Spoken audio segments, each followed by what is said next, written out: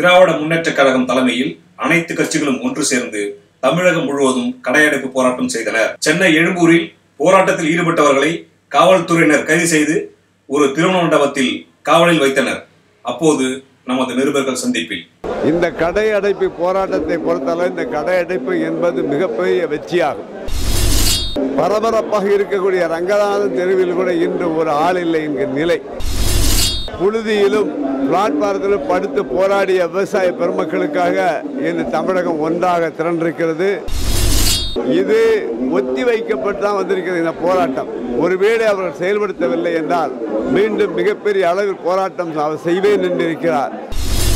திராவிட முன்னேற்ற கழகத்தினுடைய செயல் தலைவர் தளபதி மு.க. ஸ்டாலின் அவர்களுடைய கோரிக்கையை ஏற்று திராவிட முன்னேற்ற கழகத்தின் தோழமை கட்சிகளும் கூட்டணி கட்சிகளும் மற்றும் சமூக அமைப்புகள் எல்லாம் ஒன்றாக இணைந்து இந்த மாபெரும் கடையடைப்பு போராட்டத்தை நடத்தியிருக்கு. இந்த கடையடைப்பு போராட்டத்தை பொறுத்தவரை இந்த கடையடைப்பு என்பது மிகப்பெரிய வெற்றியாகும். ஏனென்றால் தமிழகமே இன்று ஸ்தம்பித்து விட்டது என்று சொல்லலாம். ஏனென்றால் கிட்டத்தட்ட 61 லட்சத்துக்கு மேலான கடைகள் முழுவதுமாக அடைக்கப்பட்டிருக்கின்றன. இன்று மிகவும் பரபரப்பாக இருக்கக்கூடிய ரங்கநாதன் தெருவில் கூட இன்று ஒரு ஆள் இல்லை என்கிற நிலை. அத்தனை இன்று அதாவது தனியார் நிறுவனங்கள் முழுவதுமாக இன்று அடைக்கப்பட்டு விட்டன.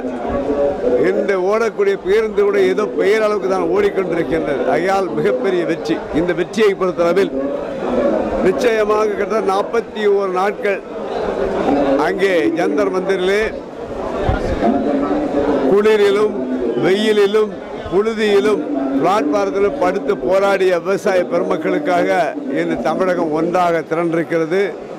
தமிழக மக்களை பொறுத்தளவு இது விவசாயிகளுக்கு போராட்டம் என்ற நிலையில் வரவில்லை. இது நமக்காக நம் விவசாயிகள் போராடுகிறார்கள், அவர்களுக்கு உறுதுணையாக இருக்க வேண்டும் என்கின்ற அளவில் அத்தனை மக்களில் ஒன்றாக இணைந்திருக்கிறார்கள். திராவிட முன்னேற்ற கழகத்தை பொறுத்தளவில் திராவிட முன்னேற்ற கழகத்தினுடைய சுயலாபத்துக்காக செய்யவில்லை. இதுவும் மக்களுக்காக, தமிழ் மக்களுக்காக செய்கிறார்கள். ஆகையால் எவ்வாறு அன்று ஜல்லிக்கட்டில் ஒன்றாக இணைந்தோம் வெற்றி பெற்றோம் என்பதை போல் இன்று அடையாளமாக தமிழக மக்கள் ஒன்றாக இணைந்து போராடி இருக்கிறார்கள். ஏற்கனவே ஐயா கண்ணா அவர்கள் சொன்னது போல இது ஒத்தி வைக்கப்பட்டு தான் வந்திருக்கிறது இந்த போராட்டம். ஒருவேளை அவர்கள் செயல்படுத்தவில்லை என்றால் மீண்டும் மிகப்பெரிய அளவில் போராட்டம் செய்வேன் என்றிருக்கிறார். ஆனால் அவர் உறுதுணையாக தமிழகத்தில் அத்தனை கட்சிகளும் அத்தனை மக்களும் இருப்பார்கள். நிச்சயமாக வெற்றி பெறுவோம். மத்திய அரசுக்கு மிகப்பெரிய ஒரு நெருக்கடியை தமிழ் மக்கள் கொடுப்பார்கள் என்று கூறி விடைபெறுகிறேன். நன்றி, வணக்கம். அனைத்து கட்சியில் இந்த போராட்டத்தை வெற்றிகரமாக நடத்தி கொண்டிருக்கின்றோம். அந்த அடிப்படையிலே இன்றைக்கு போராட்டத்தை காலை நாங்கள் நடத்தி இன்றைக்கு கைதாகி இந்த திருமண மண்டபத்தில் நாங்கள் இருந்து கொண்டிருக்கின்றோம். காலை முதல் இங்கு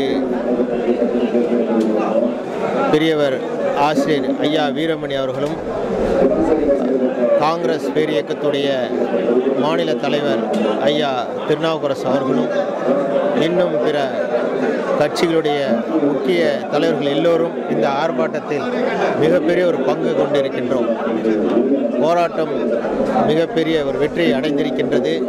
விவசாயிகளுடைய கோரிக்கைகளை மத்திய அரசு செவிசாய்க்காமல் இன்னும் காலம் தாழ்த்தி கொண்டிருப்பது அனைத்து கட்சிகளும் ஒருங்கிணைத்து மிகப்பெரிய ஒரு ஆர்ப்பாட்டமாக போராட்டமாக எப்படி ஜல்லிக்கட்டுக்காக ஒரு தன்னெழுச்சியாக நடந்த ஒரு போராட்டத்தின் விளைவாக ஜல்லிக்கட்டை எப்படி இந்த மத்திய அரசு அனுமதித்ததோ அதே போல விவசாய கடன்களை இயல்பாகவே மற்ற கட்சிகளை தாண்டி ஏகப்பட்ட வெகுஜனங்களுடைய மக்களுடைய போராட்டமாக வெடிக்கக்கூடிய வகையிலே ஒரு மன பாங்கு இன்றைக்கு மக்களிடையே எழுந்திருக்கிறது.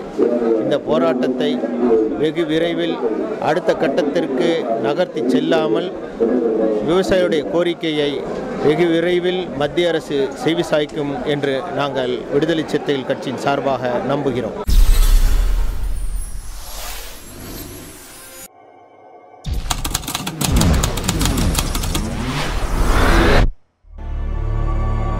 இந்த வீடியோ பிடிச்சிருந்தா லைக் பண்ணுங்க, ஷேர் பண்ணுங்க, கமெண்ட் பண்ணுங்க, அப்படியே சப்ஸ்கிரைப் பண்ணுங்க.